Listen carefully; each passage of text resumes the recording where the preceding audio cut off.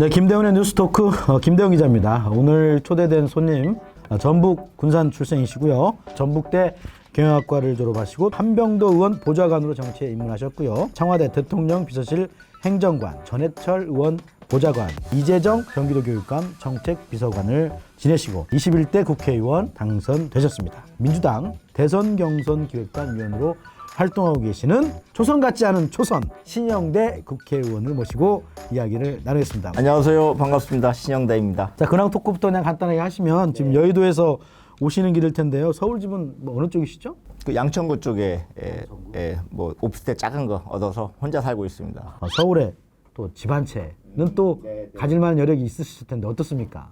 여력이 없어요. 아마 전라북도 아마 국회의원들 중에서 재산 신고 순위로 보면 제가 꼴등인 것 같아요. 얼마를 신고하셨죠? 죄송한데 제가. 시크릿이고요. 근데 이제 실제 고민이 좀 있었죠. 식구들이 이사 와야 되냐 이런 갈등이 많았는데요. 그래도 정치를 준비하면 입장에서 주소지를 내가 출마할 지역과 다른 주소지를 왔다 갔다 하는 게 별로 바람직한 것 같지 않더라고요. 그래서 몇 번의 갈등이 있었습니다. 군산 사랑이 남다르신 것 같은데 경기도하고 인연이 있으시죠? 처음 이재준 교육감이 당선되셨을 때 그때도 한 1년 6개월 정도 근무했는데 어쨌든 수원에서 한 1년 살았죠. 두 번째로는 그 지난 대선 때 전해철 현 행안부 장관님께서 이제 경기도 민주당 선대위원장, 상임 선대위원장 하시다 보니까 아무래도 좀 정책이랄지 지역 사안들에서 많이 준비를 했죠. 그래서 그런 부분들로 논하다 보니까 아마 경기도에서 아마 이런 저런 현안에 대해서는 좀 제가 더 많이 알고 있는 것 같아요. 이런 경험들이 이제 국회의원이 되시고 나서 또 많이 도움이 되시는지. 보좌관이라고 하는 경험들이 실제 국회의원 활동하는데 큰 도움 됐고요. 또 이재정 교육감님의 교육 철학을 옆에서 가까이 지켜보면서 우리 학교 교육의 방향성이 어떻게 가야 되는지에 대해서 많은 이해를 높이는 데 도움이 많이 됐던 기간인 것 같아요. 특히 이제 학교 교육을 바라보는 시각이 좀 완벽하게 바뀐 게 뭐냐면 학생들 중심으로 학교를 바라보자. 그동안에 뭐 학부모님들 이해관계 때문에 학교 정책들이 교육 정책들이 많이 흔들리고 있겠는데 학생 중심으로 학생의 이해와 요구를 중심으로 교육 정책 펴보자라는 것이 이제 이재준 교육감님 철학이 있는데 이런 부분들을 좀 많이 배우고 실제 현장에서 소통하면서 체감했을 수 있었던 그런 기간이었던 것 같아요. 문득 드는 생각이 삼선 하시겠다고 말씀하셨습니까? 안 하셨습니까? 전혀 모르겠습니다. 네. 지금 정치권에서는 대선 경선이 화두죠. 민주당 경선 기획단 참여하고 계신다고 말씀해 주셨는데 2차 선거인단 모집이 지난 3일 완료됐습니다.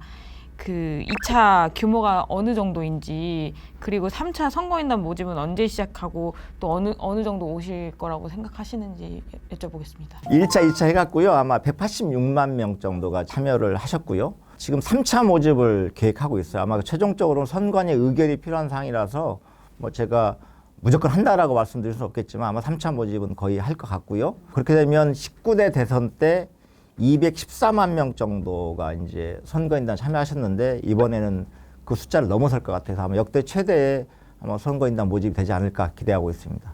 기획단으로서 고민을 해야 되는데 현재 흥행하고 있다고 보시는지와 또 어떤 마음을 가지고 흥행시키려고 하고 있는지 이만한 자세 좀 말씀 좀 해주시죠. 제가 1차 독한 면접이라는 걸 했었잖아요. 이슈를 몰아갔던 과정들이 의미가 생각하고 코로나가 조금 좀 잠잠해지면 독한 면접 시즌2에서 또 좀 세게 좀 한번 준비해 보려고 한 것도 있고요. 슬기로운 후보 생활 이렇게 해서 국민과 함께 소통할 수 있는 이런 이벤트 요소를 또 만들어 나가고 있고 지역별로 경선 일정을 진행을 해야 될 텐데 가장 큰 문제는 지역 순회 경선 과정에 현재 상황에서는 선거인단, 대의원들이 모일 수 없는 이런 게 한계가 있어서 이 부분들을 좀 상황을 지켜보면서 좀 의사결정이 있어야 될 것 같습니다. 국민의힘 최고위원이 민주당 선거인단 신청을 했습니다. 정치 도의에 어긋났다고 보이기는 하는데 그 객관적으로 보면 국민 경선의 허점이지 않을까 싶은데 어떻게 생각하시는지요? 자기 당의 후보를 뽑는 경선에서는 자기 당에서 정말 좋은 후보를 선출하기 위한 노력을 해야 되는 거지 다른 당의 경선 과정에 대해서 개입하려는 노력하는 것 자체는 정치 도의상 있을 수 없는 일이라고 생각하고 그런 부분들은 자제해야 된다 생각하고요. 김전 최고위원의 개입이라고 하는 것 자체가 크게 영향받을 거라고 생각하지 않아요.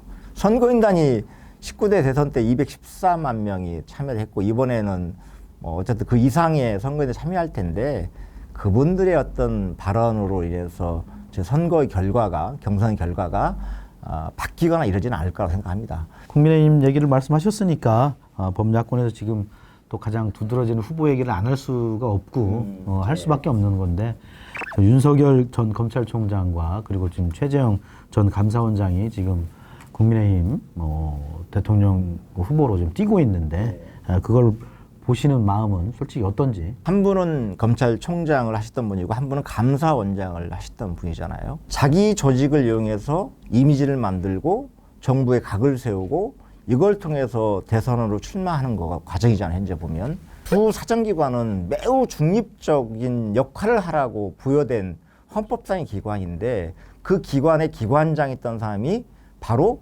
임기를 다 채우지 못하고 대선을 직행하는 것은 감사원이란 조직 그리고 검찰청이란 조직 내에서 두 분은 최악의 평가를 받으실 거라 생각합니다. 과연 대통령 선거에 출마할 만한 준비를 하고 자질이 있어서 나오신 건가에 대해서 최근에 회의가 많이 들어요.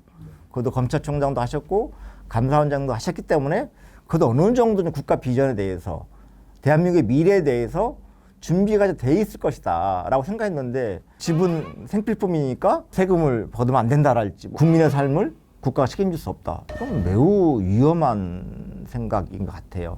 대한민국을 운영하고자 하는 가치와 철학은 빈약한 거 아니겠냐 생각이 들어요. 그분들 중에 한 사람이 뭐 대통령이 된다고 한다면 대한민국 미래는 매우 암울하다 이런 생각 갖고 있습니다. 근데 이제 그 세간에 보면 어쨌든 문재인 대통령께서 임명하는 그 자리 아니겠습니까? 네. 이런 걸 모르고 이런 거 검증도 안 하고 이런 거 모르고 임명했느냐, 네. 참모들은 도대체 뭐 했느냐라는 그런 혹평도 있습니다. 사실은 중립적인 사정기관이기 때문에 이분들이 견제를 잘 하라고 우리하고 조금 좀 가치와 지향 다르지만 그런 분들 안 치면 좀 객관적으로 좀 정부에 대해서 좀 견제를 할 거라고 기대했는데 정치적 욕망을 위해서 그 조직을 활용한 것에 대해서는 매우 아쉽죠. 우리나라 대통령 후보의 영부인도 중요한 자질 검증이 필요하다고 생각하시지 않습니까? 어떻습니까? 네, 전 필요하다고 생각해요. 영부인이 독자적으로 어떤 외국을 방문하는 일정들도 있을 수 있고요. 이런 여러 가지 활동들 하는 데 있어서 또 그런 과정에 또 국가의 세금이 또 지원이 되기도 하기 때문에 영부인에 대해서 당연히 검증이 필요한 부분이 있다고 생각하고 국가적인 체면과 유신이 달린 문제이기 때문에 역시 품격도 매우 중요하다고 생각하죠. 네. 미국에서도 퍼스트 패밀리라고 하잖아요. 그러니까 퍼스트 레이디, 퍼스트 선, 퍼스트 도터 이렇기 때문에 그 검증을 해야 되는 부분이 분명히 있다고 저는 봅니다. 예. 의원님께서 뭐 이번 국회 예산결산 특별위원이 되셨습니다. 그 얼마 전에 추경심사에도 참여를 하셨는데 어떠셨는지. 소상공인과 자영업자가 너무 힘든 상이잖아요. 추가 경정 예산을 이번에 통과를 시켰어요. 정부 안보다 좀 증액도 시켰고요. 그리고 그 지원금 한도도 최대치가 900만 원이었는데 2천만 원까지 늘기도 하고 대상 숫자도 많이 늘렸고 그래서 이런 부분을 통해서 좀 소상공인들이 좀 그래도 좀 버텨낼 수 있는 이런 기회가 됐으면 좋겠다 이런 소망을 갖고 있어요. 함에도 불구하고 항상 예산을 통과시키다 보면 국가 재정이 좀 한계가 있어서 우리 소상공인이나 자영업자에게 만족할 만한 수준의 지원들이 못 된 부분에 대해서는 항상 예산 통과시키면서 아쉬움이 많이 남죠. 네. 의원이 되신 지 이제 1년 되셨잖아요. 스스로 나는 몇 점을 나에게 주고 싶다. 뭐 이런 게 있을 텐데 자평해 보신다면. 4년 임기인데 그 1년 지나서 우리 4교시 다 끝내야 되는데 1교시 끝나고 점수 내기면 안 되잖아요. 제가 국회의원 당선되는 시점에 고용 위기 지역, 산업 위기 지역이었거든요. 근데 그게 아직도 해소되고 있지 못하고 있고요. 굵직굵직한 대기업들이 군산을 떠나면서 지역 경제 많이 어려졌는데 제가 국회의원 되면서 이제 시민들이 약속드렸던 것들은 이번 기회에 군산의 산업 구조를 좀 다변화시켜보자. 어떤 특정 대기업이 무너지면 군산 경제 함께 무너지는 구조가 아니라 다양한 미래 산업들을 좀 배치해서 한 기업이 어려워지더라도 다른 기업이 받쳐줄 수 있는 산업 구조의 다변화가 필요하다라고 이제 말씀드리고 이제 선거를 치렀는데 지금은 이제 그런 부분이 좀 하나씩 돼가고 있는 부분이 있어요.